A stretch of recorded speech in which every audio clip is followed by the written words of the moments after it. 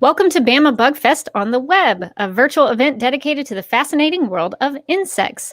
Bama Bug Fest on the Web is a collaborative event brought to you by UA Museums, the Mildred Westervelt Warner Transportation Museum, the Alabama Museum of Natural History, the Department of Research and Collections at the University of Alabama, UA's Rogers Library, and the Tuscaloosa Public Library. We are offering 9 total days of bug-themed content ending on July 25th, which is this Saturday.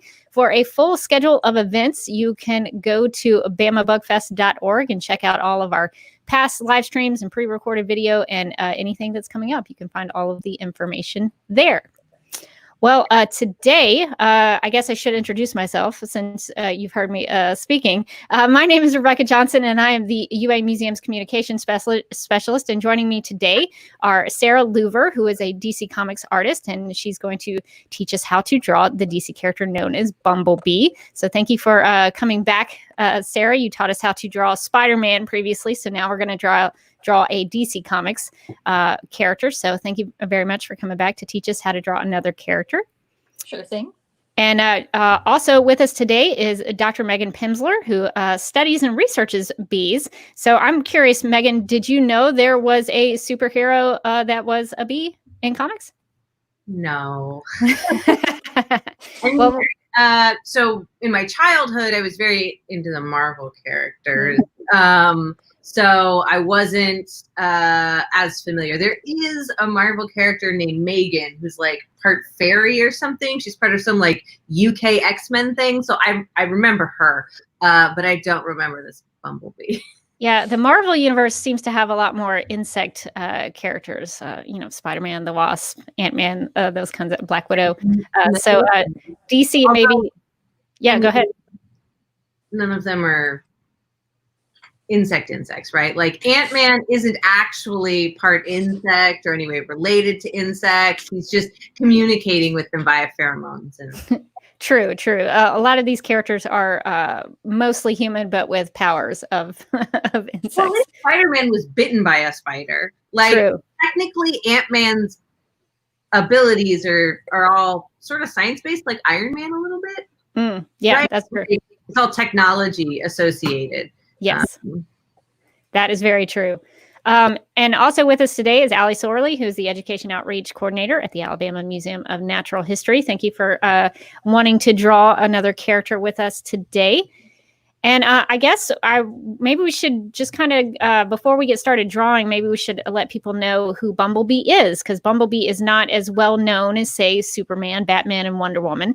So just to give you a little bit of history about Bumblebee before we start drawing her, Bumblebee is actually a character named Karen Beecher, and she is a member of Teen Titans and the Doom Patrol. She first appeared in Teen Titans number 45 from December 1976. She's been in lots of things in the comics, but if you wanted to check her out on TV, she's been in a lot of shows that you can go check out. She's been in the Teen Titans animated series. She's been in Young Justice. And currently she's doing a lot in DC Superhero Girls, which Sarah has actually drawn some comics for.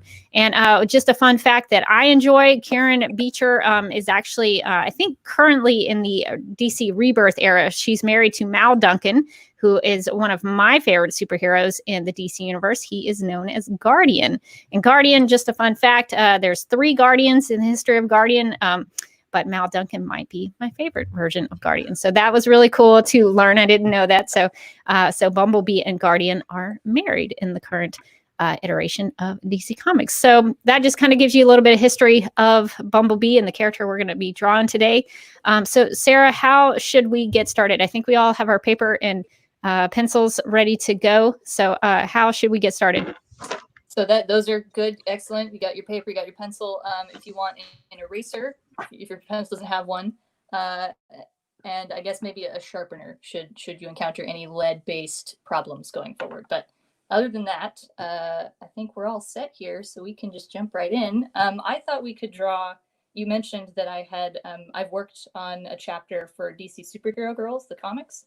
So I thought that we could draw that version of Bumblebee, but specifically when she's using her powers, she shrinks down to this really cute, stylized version of herself.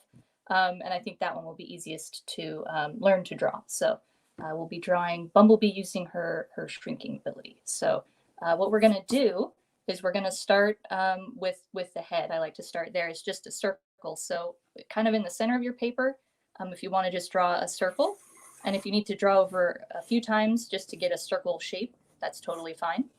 And just some tips in terms of sketching. You want to keep your drawing kind of light, your pressure, I guess, light, so that you can erase it easier. Okay, so going forward, kind of just light pencil work. All right, so we have our head here. We're going to add a guideline that will help us kind of build the face later. So not quite, we're not going to draw straight down the middle of our circle. Instead, we're going to kind of draw like a curved line that sort of follows the shape of the circle, that sort of bends to the left there. That will help us later on. And hopefully you can see, yeah, all right. And then it doesn't matter the size of the head. We can always fix that later. Just kind of give you a starting point.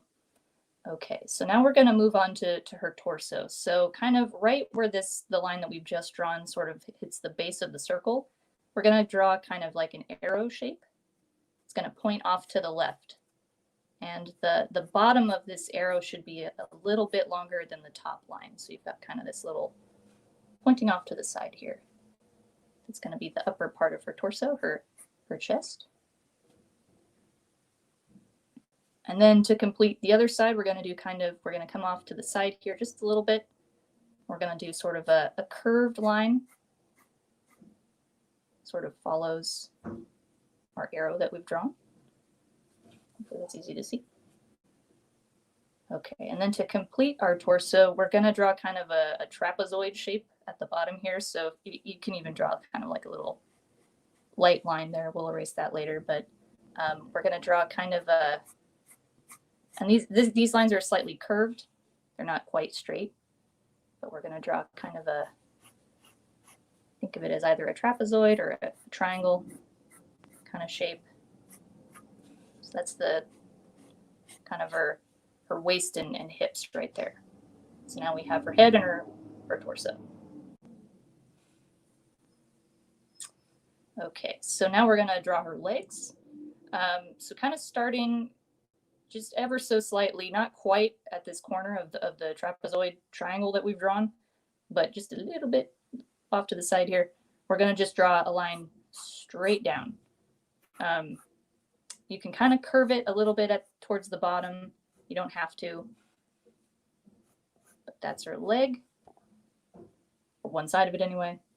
And in terms of how long it should be maybe a little bit longer than her torso, roughly the same size. And you can kind of curve that at the bottom there. And then to do the other side of her leg, we're going to come back up to the base of our torso here. We're not going to go right in the middle. Again, we're going to come slightly to the left here, and we're going to do kind of a short line that sort of kind of comes in close to the first line that we've drawn. Should come down maybe, I don't know, a fifth or a fourth the way down here for her leg. And then we're going to do, this is just kind of one big curved line for her, like this would be the back of her boot, I guess, maybe her calf. And it connects down here to the bottom of that first line that we drew. Okay, and then we're just going to repeat the process on the other side. We're going to come, again, not right in the middle, but kind of slightly to the side of that. Going to do another line pretty much straight down. You can kind of curve it if you want, whatever's easiest. It should be about obviously the same length as the other leg. And then again, we're going to just repeat that same process. You kind of come in a little bit, and then we've got just this curve on the back of her calf or boot, however you want to kind of think of it. So we've got her leg. And then she's got some details on her suit that we'll just go ahead and add now. Kind of at the tip of her toes here, there's like this kind of U, upside down U shape that sort of sections off the very tip of her boot. And then I'm going to shade in mine just so that you can kind of see what's going on, but you don't have to shade yours if you'd like to color your drawing later. You can leave it blank for now, but I'm going to shade mine in just so that it's easy to see the portions that I'm talking about. So she's got those kind of, the tips of her toes are dark. And then there's like this kind of this semicircle shape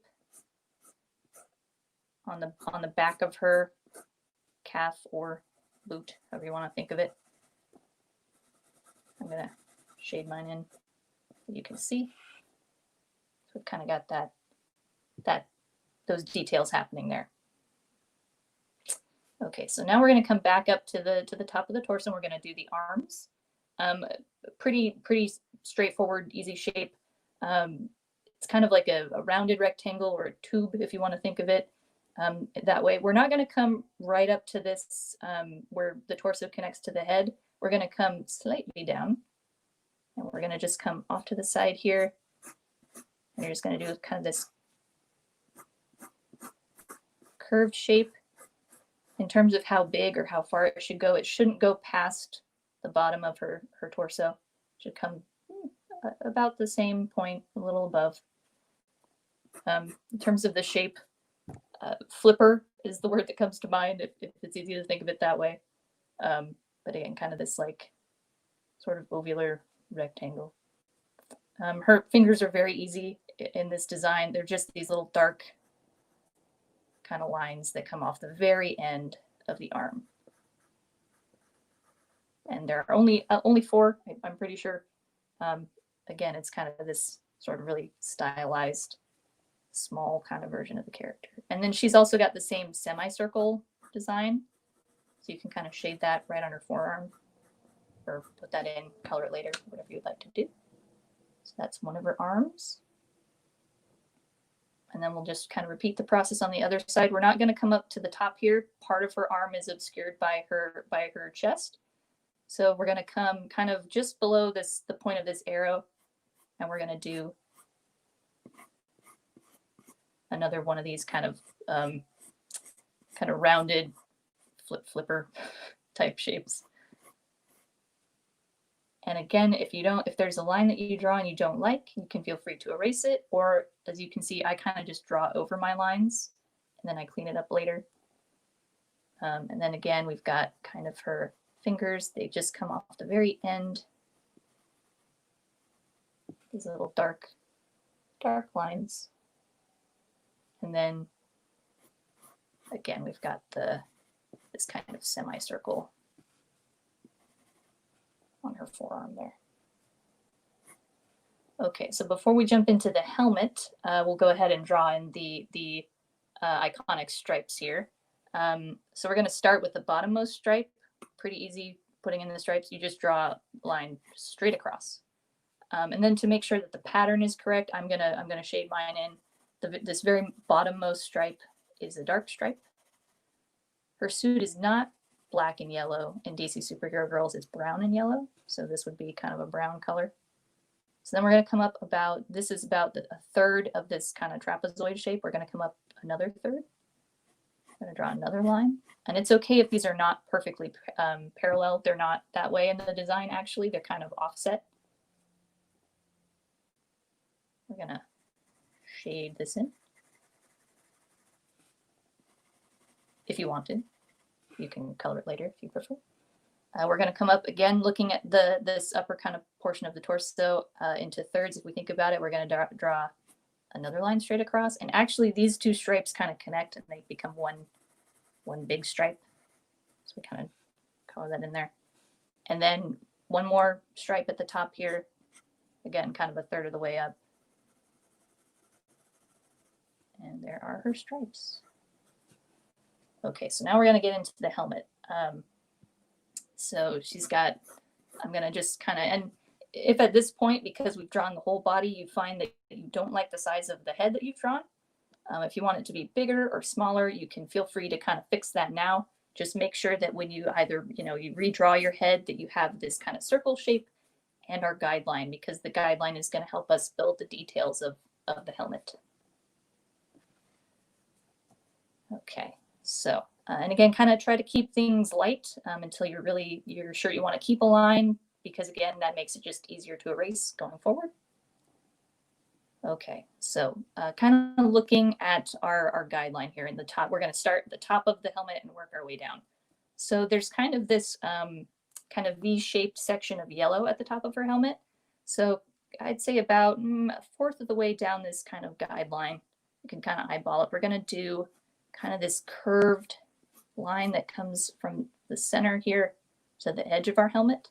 And we're going to repeat the process on the other side. I'm going to make this kind of this V shape at the top of her helmet, because it's kind of a yellow portion at the top there. Because it's kind of light, so I'll try to darken that in.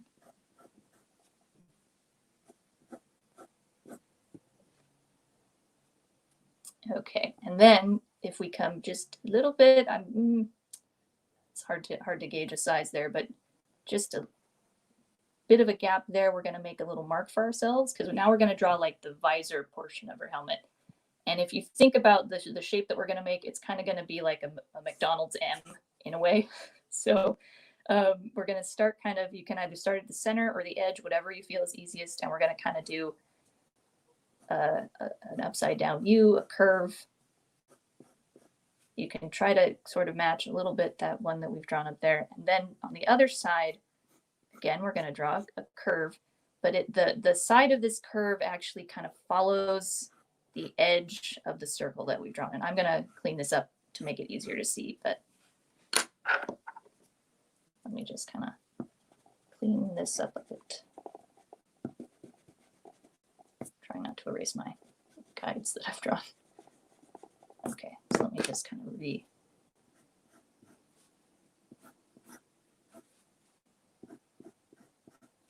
So this is the side of the visor portion of her helmet. And I'm just redoing the outer edge of my helmet to make it easier to see. Okay. And this portion of the helmet, again, I'm going to shade mine just so that it's easy to see what's going on here. This would be the brown portion of the helmet to match the stripes on her suit.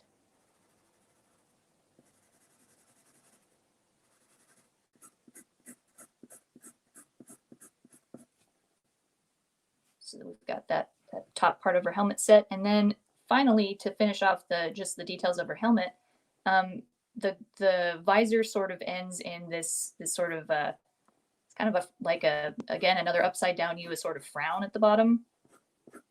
But not to worry, it's not her mouth. She's not frowning. It's just the base of her visor there. So that kind of finishes off the helmet. And this kind of connects right down to this sort of this edge here that we've put in. So if you need to kind of adjust the size, and it doesn't matter too much how far it comes up. If it's a little shorter, that's totally fine. Okay, you can kind of see that. All right, and then Bumblebee's facial features are really easy in this design because it's very simple, very stylized, since it has to be drawn pretty small. Kind of keep the features easy to see. Her eyes are just these two kind of dark oval shapes, kind of right in the middle of this circle. You kind of think of it, you want to draw them kind of on either side of the guide. And then you can add, she's got these little cute little eyelashes that kind of come off the side.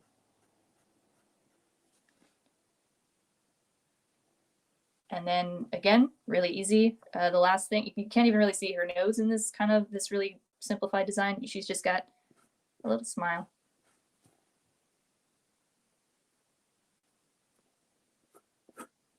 Okay, so we're almost done. I'm just gonna darken some of my lines there. Okay, so she's got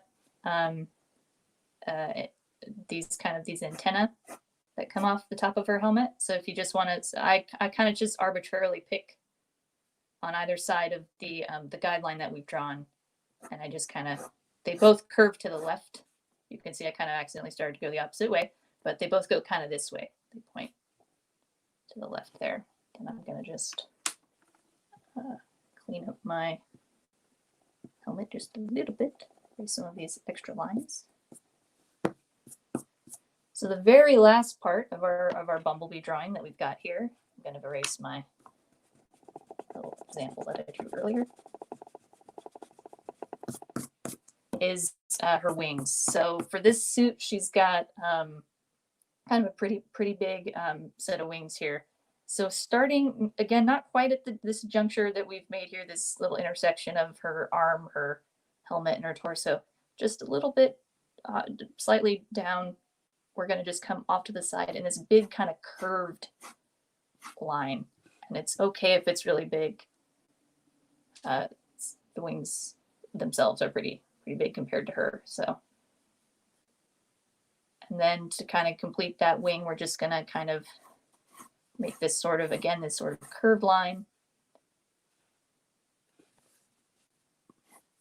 It's kind of this squashed oval shape.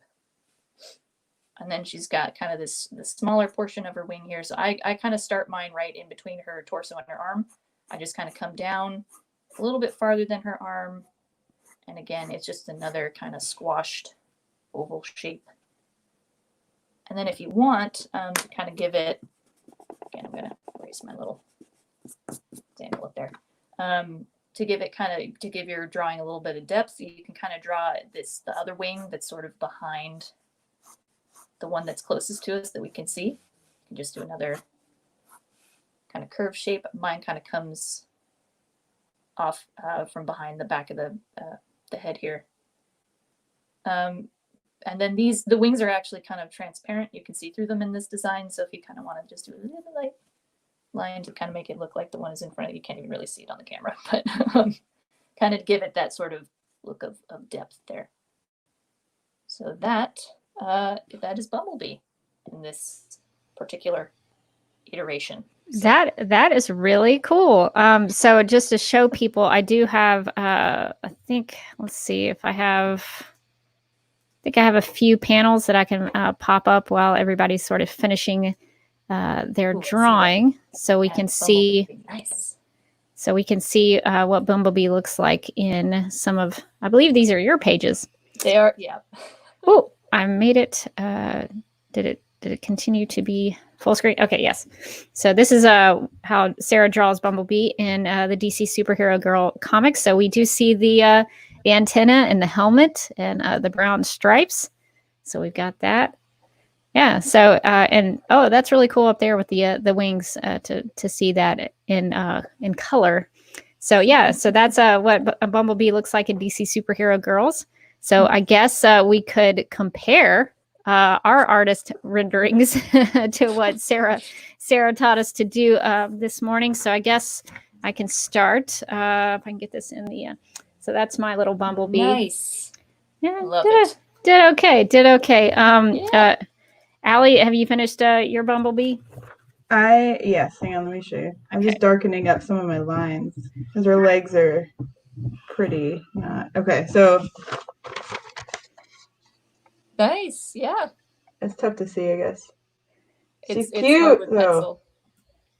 Yeah, I'm gonna try to darken up some of them. she definitely looks like Bumblebee, and we can see Megan's there. Megan, do you have any questions for Sarah about any of the design? No, I mean, I have some nerdy I study bugs points. I changed mine a little bit for that reason.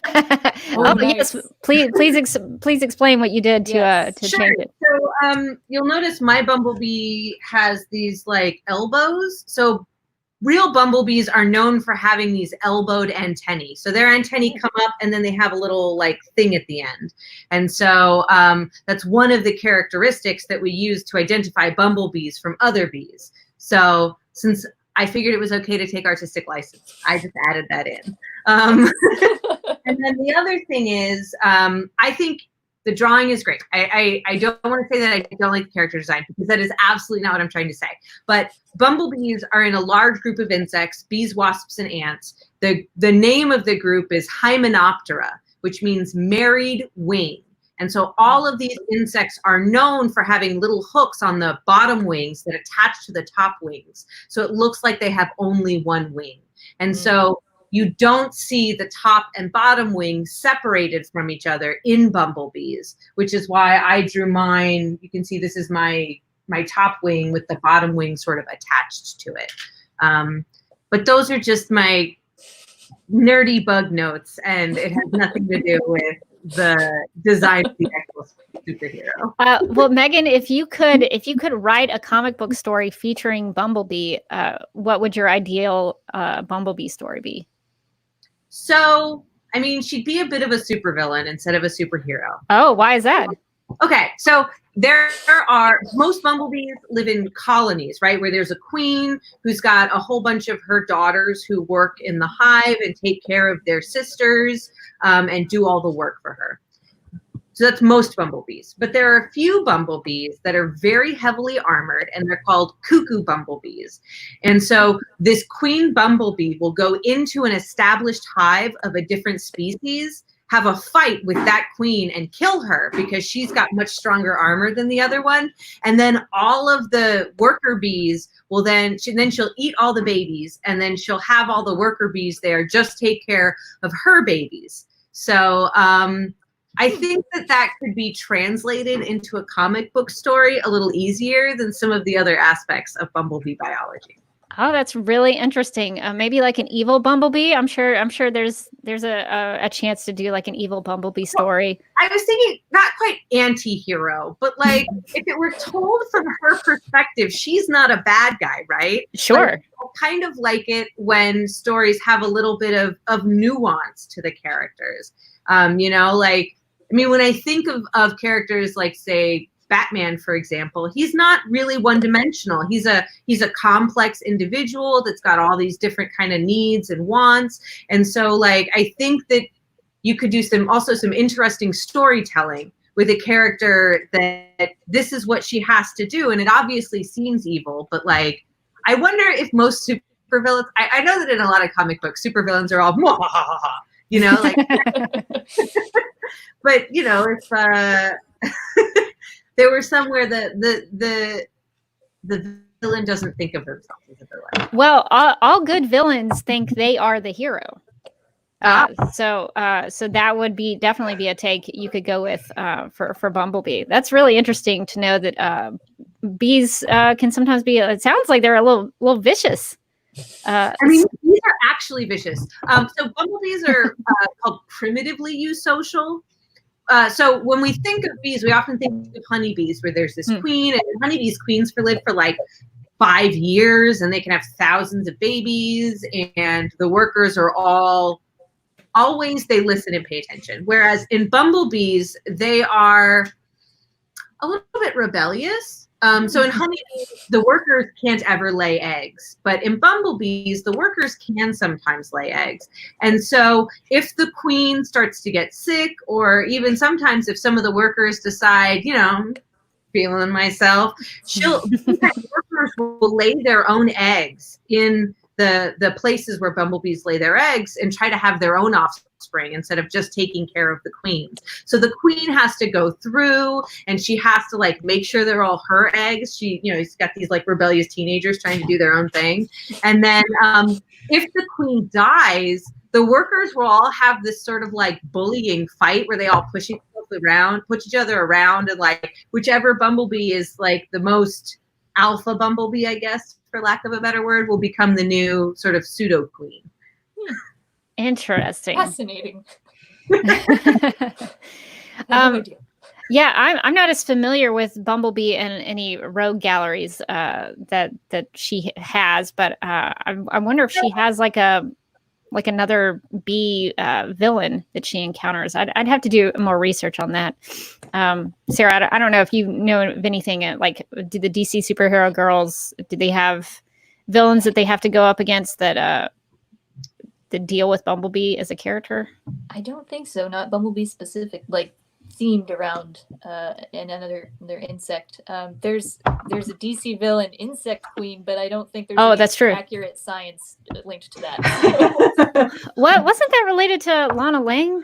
I feel like Lana Lang was the insect queen. That's a totally different. I don't think there's any sound science involved there. So. That's definitely a different take from no. DC Superhero Girls. But that's very interesting. Well, I think, yeah, go ahead, Sarah. Just as a recommendation to throw out there, in an earlier chapter of that same book that I worked on, there's a whole chapter dedicated to Bumblebee and her science project, which does involve bumblebees. So I would recommend checking that out. It's in the trade paperback, or it's available on its own little chapter. So that's awesome. It's not always that common that you see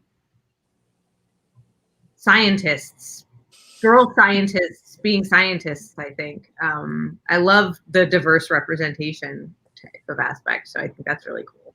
Yeah, that was kind of the premise behind DC Superhero Girls, because, and I don't know the full history, Sarah, behind it, but I remember maybe 5 years ago there was I think a letter that went into DC Comics from a little girl who said, I don't see any comics that are, sort of targeted towards me. Of course, the little girl said it probably a different way, but they created DC Superhero Girls to sort of fill that void for young girls, for them to have comics. So I think that's what's really cool about DC Superhero Girls. All right, Allie, did you have a finished version of your Bumblebee? Yeah. I also want to say that one tiny little comment is that I am probably happier than I should be that her name is Karen Beecher. It's almost like that's intended. Oh, that's good. That's so cute. You did a I great love all these round shapes. They're so Yeah, cute. I was noticing that. She looks a little like a bobblehead, and I like that also. But I actually have a question for Sarah about her. So, like, since you were working on her as a character, what is she? Because I'm not as familiar, so I'm sorry about that. But what is she like as like a person? Is she kind of quirky? Is she spunky? Is she like serious, or what kind of character is she, or as a person? So that's a very good question. So as specifically in DC Superhero Girls, Karen they've got like this whole like sort of group of friends, right? And Karen's the very shy one. She doesn't like to be the center of attention. She doesn't like to kind of have the spotlight on her. So she's also kind of the tiniest character. So her whole deal is that she designs this suit that helps her kind of shrink down. She's got these stingers that she can use. So her whole kind of deal in DC Superhero Girls is sort of like finding that confidence and that voice. Even though she's kind of tiny in stature, she's still got this big power behind her, I guess. So at least that's so my wonderful. experience with her so far. Yeah, that's great. Okay, great. I'm really excited. I think this might be my next comic venture is to kind of get into the Superhero Girls section, because I have not read this before. So now I feel like I have an extra like connection to one of the characters. Thank you. Well, and speaking of the stingers that Sarah mentioned, Dr. Pimsleur, is there would there be any abilities that you would give to the character based on real world bees? Based on real world bees. Like what do they do with their stingers? Well, the stingers are purely defensive in bumblebees. In honeybees, stinging is literally a death sentence. It pulls out a bunch of their internal organs. But bumblebees can sting multiple times. You can actually, this is so dark, but when it stings you, if you look really carefully, you can actually see the venom gland pulsing a little bit as it pumps more venom into you. That's intense. So for bumblebees, it's a defensive thing. So a cool feature of some stinging insects in the same group for like wasps. A lot of wasps are the babies are parasites, or rather parasitoid, which means they live inside their host, and so the venom of these wasps paralyzes the thing that they sting, if it's like a prey item. So I think that I know that it's not a bumblebee thing, but I think it'd be cool if their venom caused like a short-term paralysis sort of a thing. Oh, yeah. That could be cool. That would be a cool weapon in Bumblebee's arsenal. I like that. I like that. So Sarah, just feel free to take these free ideas back to DC Superhero Girls. Oh my! I think they've probably got a better handle on it than I do. Listen, anything I can do to sneak more science into it, I will do. You can have it for free. I don't need any even acknowledgement. Be consultant, Dr. Megan Pensler on the cover. There you go. Yeah, well, this isn't relevant, but there are like websites and lists that scientists can sign up for to act as consultants for authors or comic book artists or like TV producers and stuff like that. So I've put myself on those, but no one's contacted me yet. Well, maybe this is what they needed. They needed a drawing lesson. They're like, that girl, she can help me with bee stuff. Well, that's good to know. I think that's an important thing because I know storytellers are often wanting to make sure they do it correctly because sometimes they don't. So that's good to know that there are people who will volunteer their time, or I guess in sometimes a paid consultant gig to give the knowledge to those storytellers about how things really work. But that's really cool. So does anybody have any questions for Sarah before we let her go? Have you always been into comics and drawing, or was this later in, like not as a child you discovered this passion? Actually, it's kind of been for as long as I can recall. I think like the first comic that I got into was Calvin and Hobbes. I was in like second grade. So ever since then, I've just always loved superheroes, always loved comics, and I've always drawn, even before second grade, kind of just to entertain myself. Yeah. So. Well, that's really cool. If someone wanted to try to get into being a comic book artist, what would they do? It's always kind of a weird path into the comic book industry. It's a very strange world. But what seemed to work best for me, so again, kind of take it with a grain of salt, anybody who's interested, but I sort of just always kind of made sure to practice, and I taught myself anything that I felt I needed to work on, whether it was drawing people or just objects or animals. I would seek out sort of any resources that would help me. And then I just sort of, in this age of the internet, I just put my work kind of out there. And that's ultimately what ended up I was able to get work that way, just making sure that people could see it. Were you doing sort of like a fan art, like homages to characters that you like? Were you coming up with your own stuff? It was specifically fan art that did get me the job at DC. Okay. So I was drawing, I'm sure Rebecca can attest to it. I draw a lot of Superman and Supergirl stuff. And it was these goofy little comics, and an editor at DC saw it and kind of reached out and was like, hey, you wanna do some work on Teen Titans Go? And I was like, oh yes. So but on my own time, I do kind of my own stuff, but that does not have quite the same traction, unfortunately, at this point in time. But whatever you're passionate about, I guess, is what you should maybe kind of put out there. Yeah, what people who maybe haven't seen Sarah's stuff before don't realize about her particular brand of comics. For me personally, what I love about Sarah, she has a wonderful sense of humor that she puts into the art. I'm a Sarah Leuver super fan, so I feel like I'm gushing over her. But I've done some commissions.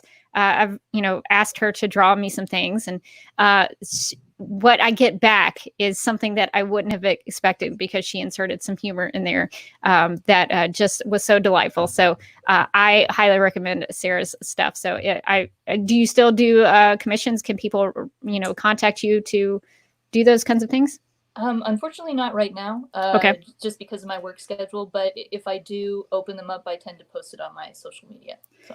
Yeah, and you can follow Sarah on Instagram and Twitter. Did I spell all of that correctly? Yeah, at Comicer Girl. So definitely follow her stuff. It's always wonderful and brings a smile to my face every time I see her work. So I highly recommend following Sarah on Instagram and Twitter. So anything else before we let Sarah go? Thank you so much. It was thank you.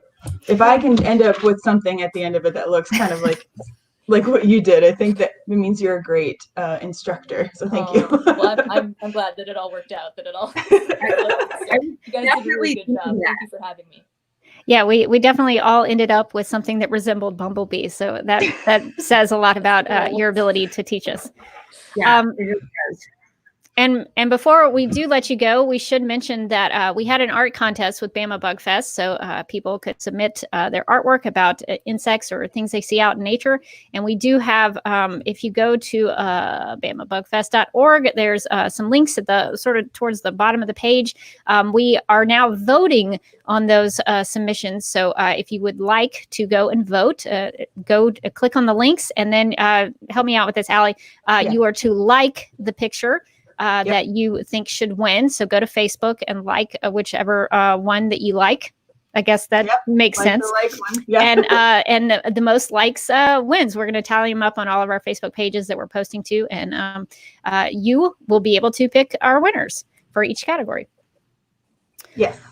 Yeah. Okay. So I think that covers it. So please go and vote for your favorites in the galleries in our Facebook pages. So you can find all those links at bamabugfest.org.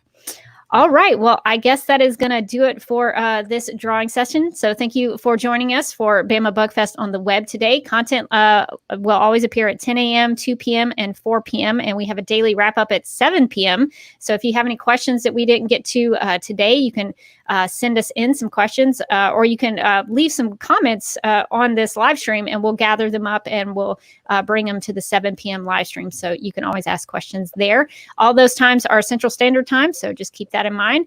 And if you weren't able to join us for this live presentation, or you know people who would want to draw Bumblebee and didn't get a chance to watch it, you can always go back and watch them on our YouTube channels, the UA Museum's YouTube channel or the Tuscaloosa Public Library YouTube channel. This video is also on all of our Facebook pages, the Alabama Museum of Natural History's Facebook page, the Tuscaloosa Public Library's Facebook page, and the Mildred Westervelt Warner Transportation Museum Facebook page. So you should be able to watch it later from any place that you prefer. So just keep that in mind. If you want to go back and watch it later, it will be there for you. And like we mentioned, bamabugfest.org is going to have a full list of all of our events and things that we have coming up. Lots of pollinator talk today. We have a little bit of a bee theme. So go and check that out for anything you might also want to check out. And as always, we want to thank our collaborating partners for making this event happen. And thank you especially to Sarah Leuver for coming on and teaching us how to draw Bumblebee today. All right, well, see you next time on Bama Bug Fest on the web.